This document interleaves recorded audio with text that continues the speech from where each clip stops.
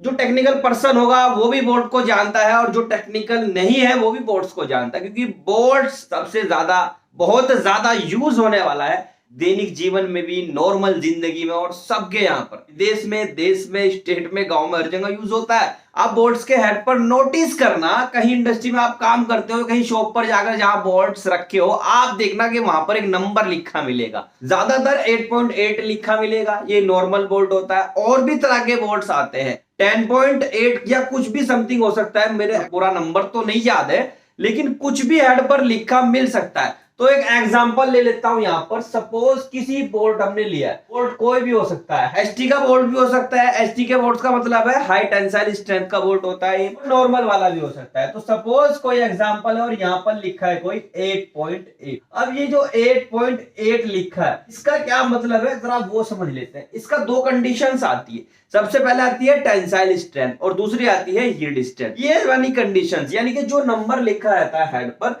ये हमारा शो करता है कि इसकी टेंसाइल स्ट्रेंथ कितनी है या फिर यील्ड स्ट्रेंथ कितनी है। दोनों इसी से निकल के आती है। आती कैसे जरा वो देख लेते हैं।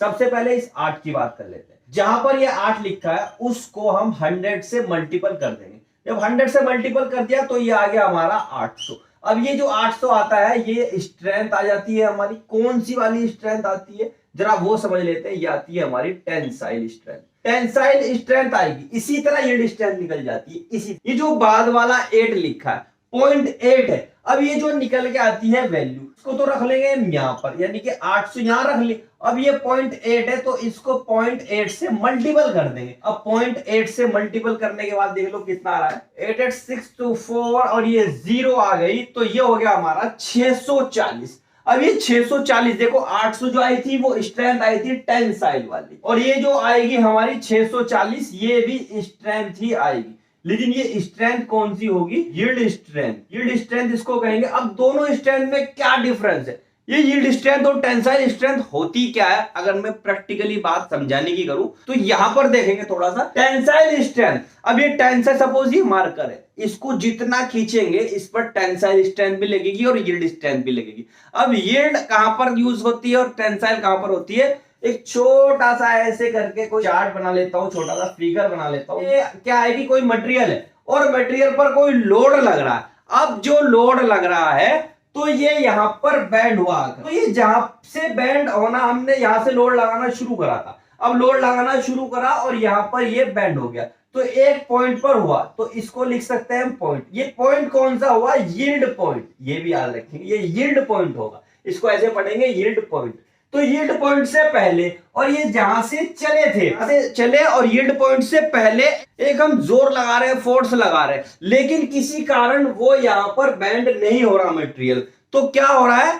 कोई स्ट्रेंथ तो लग रही है लेकिन वो बैंड नहीं हो रहा। तो यील्ड पॉइंट से पहले, यानी कि उसके बैंड होने से पहले एक पॉइंट ऐसा आएगा जहां पर वो मटेरियल बैंड होगा। तो उस पॉइंट से पहले जो पावर लग रही है, जो भी हमारी स्ट्रेंथ लग रही है, ताकत लग रही है, वो एक ऐसी ताकत है जिसकी वजह से ये मटेरियल बैंड नहीं हो रहा। तो वो ताकत कौन सी है? वो है हमारी यील्ड स्ट्रेंथ। इसी को कहेंगे यील्ड स्ट्रेंथ। यानी कि बोल्ट का एग्जांपल ले लेते हैं।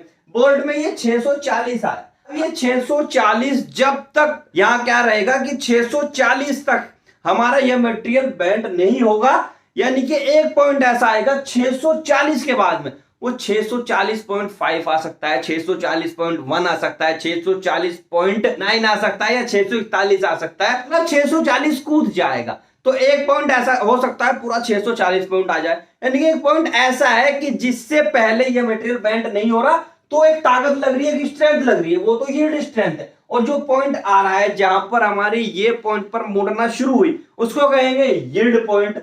तो अब स्ट्रेंथ टेंसाइल वाली कौन सी है जरा वो समझ लेते हैं। एक पॉइंट तो ऐसा आ गया जहां पर बैंड होनी शुरू हुई, अब आगे ये बैंड आना मटेरियल शुरू हो गया और बैंड करते जा रहे होता जा रहा है। एक पॉइंट ऐसा भी आएगा जहां पर ये मटेरियल टूट जाएगा, ये मटेरियल टूट जाएगा, ब्रेक हो गया। अब जहां पर ये मटेरियल ब्रेक हो रहा है, उससे पहले तक जो पावर लग रही थी, जो ताकत लग रही थी, जो स्ट्रेंथ लग रही थी, एक फुल स्ट्रेस, यानी कि क्या होता है, देखिए स्ट्रेंथ हमारी जो है ना, स्ट्रेस से निकल के आई। स्ट्रेस और स्ट्रेंथ, ये पूरा एक चार्ट होता है, टॉपिक होता है, पूरी बुक्स भी है इसकी, इंजीनियरिंग में भी आती है बुक्स। तो इसका भी पूरा एक बहुत बड़ा चार्ट हो जाता है। तो छोटी सी लैंग्वेज में और छोटी सी डेफिनेशन में ऐसा समझ लेते हैं कि स्ट्रेस लगती है। जैसे मन में भी समझ लेते हैं बहुत सारे पर्सन की बहुत सारी स्ट्रेस हो रही है, मेरे को बहुत सारा स्ट्रेस हो रही है, तो क्या हो रहा है, जैसे इसको खींच रहे तो स्ट्रेस लग रही है पूरी, तो पूरी मैक्सिमम स्ट्रेस, यानी कि स्ट्रेस मैक्सिमम होनी चाहिए, जितनी स्ट्रेस हो सकती है।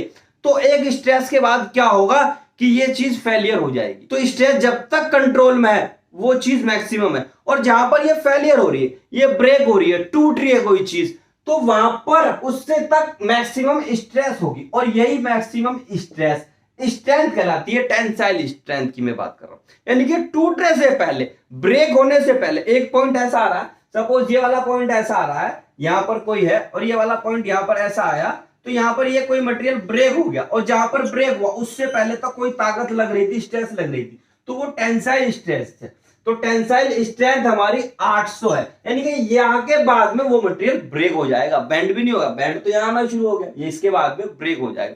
अब ये 800 और 640 है क्या, ये हमारा न्यूटन फोर्स लगता है पर एमएम स्क्वायर पे। इसी तरह ये है न्यूटन पर एमएम स्क्वायर, यानी कि कोई बोल्ट है, सपोज ये वाला बोल्ट है, तो इसका 1 mm इधर से ऐसे लो और 1 mm इधर से लो, और इसको ऐसे स्क्वायर कर दो, तो 1 mm ऐसे और 1 mm ऐसे, इतना अगर स्क्वायर कोई भी एरिया, बोल्ट है, कोई भी मटेरियल है, प्लेट है, कुछ भी मटेरियल है, तो वहां पर 1 mm स्क्वायर ऐसे लेना है, उस पर जितना फोर्स लग रहा है वो कितना है, 640 है, उतना न्यूटन है। तो इसकी ये हमारी यूनिट भी आती है, यूनिट भी जान लेनी जरूरी होती है। तो ये बेसिक सी बात है। देखिए पूरा चैप्टर भी हो सकता है स्ट्रेंथ, स्ट्रेंथ, टेंसाइल और रिजिडिटी के ऊपर। तो बताने की कोशिश हम ये कर रहे थे कि जो बोर्ड्स पर नंबर लिखे रहते हैं, शुरू वाले को लो और यहां से 100 से मल्टीपल कर दो तो आ जाएगी टेंसाइल स्ट्रेंथ, और दूसरे वाले को लो, यानी कि पॉइंट में जो भी नंबर लिखा होगा पॉइंट में जरूर मिलेगा, उसको लो, जो हमारी टेंसाइल स्ट्रेंथ निकली है उससे मल्टीपल कर दो तो उतना हमारा यील्ड स्ट्रेंथ आ जाती है। तो ये थी कुछ मोटी मोटी सी और छोटी छोटी बातें। अगर जानकारी पसंद आई हो तो कमेंट करके बताइए, अच्छी लगी वीडियो तो लाइक, सब्सक्राइब और वीडियो को शेयर भी कीजिए। तो नेक्स्ट वीडियो नेक्स्ट फिल्म मिलते हैं, तब तक के लिए